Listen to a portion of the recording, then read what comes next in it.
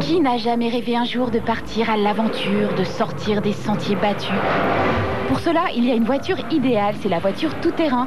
Enfin, c'est comme ça qu'on l'appelait avant, car désormais, on dit 4x4. Mieux, on dit 4x4 urbain, parce qu'aujourd'hui, le 4x4, c'est bel et bien devenu une voiture de ville.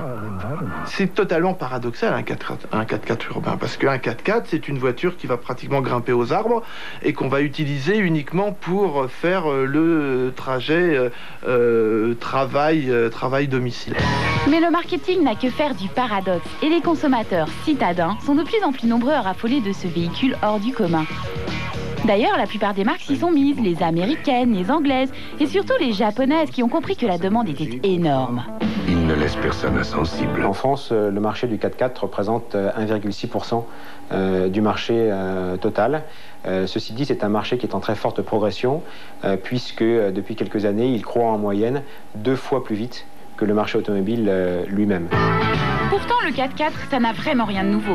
Et oui, tout comme le chewing-gum et le Coca-Cola, la Jeep, modèle de référence du 4x4, a débarqué en France à la Libération avec les GIs américains.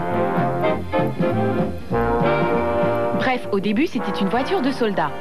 Et dans les années 70, avec Land Rover, le 4x4 est devenu la voiture du parfait gentleman farmer, idéal pour vagabonder de Montfort-l'Amaury à Étretat. Il ne lui manque que les ailes. Dans les années 80, la promo du 4x4 a été assurée par le Paris-Dakar et le Camel Trophy. Devenait la voiture de l'exploit, valorisant le sportif baroudeur, légèrement frimeur. Bref, tout ça, il faut l'avouer, restait une histoire de mec. Mais si vous regardez la pub, vous verrez que tout a changé. Et oui, aujourd'hui, on nous retrouve, nous, les femmes, au volant d'un 4x4. Et depuis quand les filles font du tout-terrain ? Début des années 90, sous une forme beaucoup plus moderne, une forme beaucoup plus petite aussi, et c'est là où on voit toutes ces femmes un peu chic qui délaissent leur Austin Mini pour se lancer au volant d'un RAV4 Toyota ou alors d'un petit Suzuki. Et si les femmes se sont mises au volant d'un 4x4, c'est que la pub a bien pris soin de les convaincre.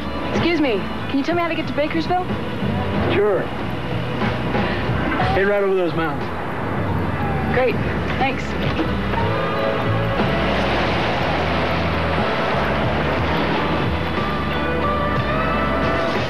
Une jolie fille au volant d'un 4x4, quoi de plus naturel? D'ailleurs, pour faire la promo du tout nouveau Suzuki Jimmy, ce n'est pas un célèbre pilote du Dakar qu'on a choisi, c'est le top Carla Bruni. La femme devient une cible essentielle dans la communication du 4x4. Oui. Cela fait vraiment très peu de temps que la femme est prise en tant que valeur première comme cible des voitures, et le 4x4 est un terrain vierge qu'elles peuvent défricher et dans lequel elles peuvent imposer une vision de la voiture qui n'est pas traditionnelle et qui n'est pas codée. Le défrichage a plutôt bien marché puisque 50% des utilisateurs de 4x4 sont des femmes. Mais quels sont donc les arguments qui font de nous une cible privilégiée ? D'abord, la sécurité. Ah, voilà une belle valeur féminine, la sécurité. Surtout quand il s'agit de protéger sa progéniture, car le 4x4 est devenu une voiture familiale. Ah, en voilà une autre de belle valeur féminine, la famille. Et puis, il faut l'avouer, être assis au volant de ce genre de monstre, cela vous donne quelques centimètres de plus que les autres, ce qui, tout compte fait, n'est jamais désagréable. Enfin, surtout, c'est un véhicule qui a un look original. À son bord, on a un je ne sais quoi de différent. Bref, tout cela n'est qu'un condensé de statut social. Le 4x4 urbain, c'est la voiture de toutes les situations, celle qui nous fait rêver, quoi. Avec cette voiture-là, on va se construire, on va donner aux autres une espèce d'image de soi un petit peu décalée. Si vous voyez, j'ai un 4x4, je vais au travail avec, mais si vous saviez ce que je fais le week-end, j'ai une deuxième vie.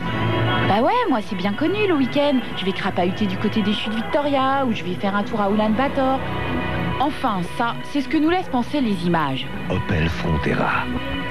Un certain penchant pour l'aventure.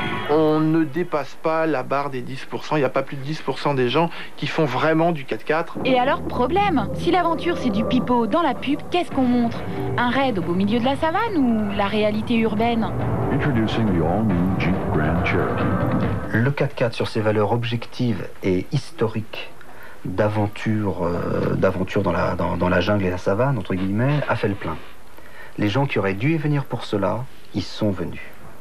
Nous constatons que les gens viennent au 4x4 aujourd'hui pour d'autres valeurs. On y va. Et si on fait le tour de ces valeurs, on se rend compte que finalement le 4x4 est devenu une voiture comme les autres. Aujourd'hui, plus besoin de payer de sa personne pour ressembler à Indiana Jones. Les équipements sont en tout point identiques à ceux des berlines. Et double airbag. Double airbag. Oui, oui, double airbag. Oui, et des sièges électriques. Et oui, les 4x4, autrefois utilitaires, sont devenus de véritables voitures de luxe. Et avec un prix de voiture de luxe. En moyenne, entre 100 et 300 000 francs. Alors, vous comprendrez bien qu'à ce prix-là, pas question d'éraflure. Et puis, vous éviterez de mettre de la boue sur mes sièges en cuir.